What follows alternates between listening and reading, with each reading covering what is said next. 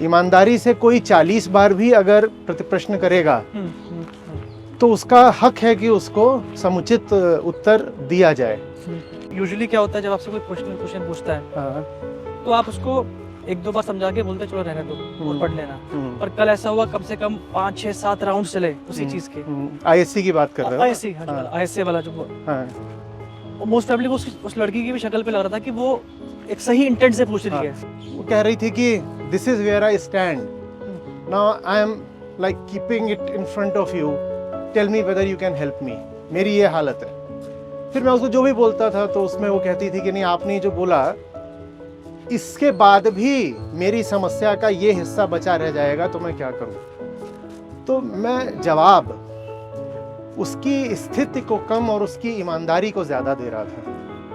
तो एक ईमानदारी थी, और अगर मैं थोड़ा सा स्नेह की दृष्टि से देखूं तो उसके प्रश्नों में भी सहायता की पुकार थी। तो जो जैसा होता है सामने, उसको उसी की स्थिति के अनुसार उदाहरण दिए जाते हैं, मॉडल्स दिए जाते हैं।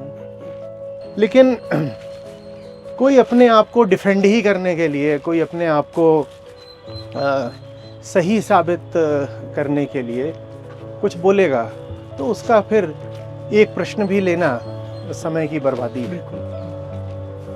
लाओ भाई, भेलपूरी खिलाओ, अब टाइम आ गया। आप लोगों से बात हो गई, अब ज्ञान की पूजा के बाद थोड़ी पेट पूजा भी हो जाए।